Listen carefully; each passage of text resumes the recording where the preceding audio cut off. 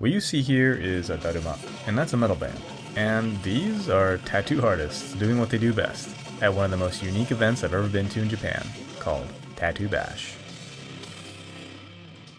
I'm sure by now that most of you have heard that tattoos are a little bit controversial in Japan. But just because something's controversial doesn't necessarily mean that it's bad or that it doesn't exist. So today we're going to share with you just a glimpse of the thriving tattoo scene in Japan, but more specifically in our tiny town of Okayama. Now, 20 years ago, my friend Horinao, along with other tattoo artists in Okayama, started Tattoo Bash, which is basically to showcase Japanese tattoos. For the first 4 years that it happened, they only had Okayaman artists. But starting from the 5th year, Horinao decided to reach out to artists from around the country. And 13 years ago, after the Tohoku earthquake, they decided to make it a charity event.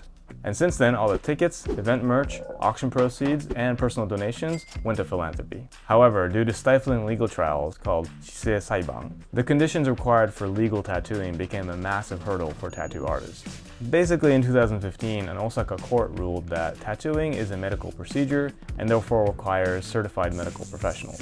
And since most tattoo artists hadn't gone to medical school, it effectively made tattooing an underground business. And so it kind of goes without saying, but the 2015 ruling put a damper on most tattoo events, until now. You see, current Japanese law states that piercing the skin with a needle containing pigments is not illegal.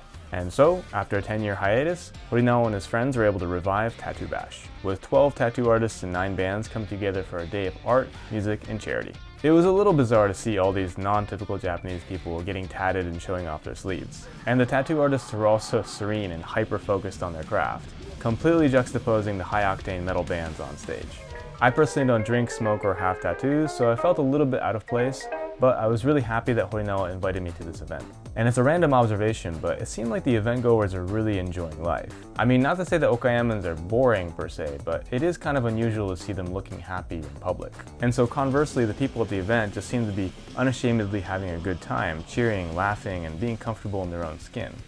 I gotta say that it was really interesting to see all these different tattoo artists and their styles. From wabori or ukiyo-e style aesthetics to almost Indian-inspired art, it was really interesting to see all these different artists. Now, I haven't been to too many concerts before, but this is definitely the first time that I've ever seen tattoo artists at a metal band concert. It was a little bit sensory overload, to be honest with you, because it's a tight space with a lot of people, heavy metal music in the background, beautiful visuals going on right in front of you. So I definitely need to take a few breaks here and there. But I love seeing these kind of events in Japan, and particularly in Okayama, because this town can be a little bit dry sometimes. So to close this video, I just want to share a little bit about the charity aspect of this event. So the big papier-mâché daruma that you see that sold for about $1,500 was made by my friend Horinao, and I think it's pretty cool.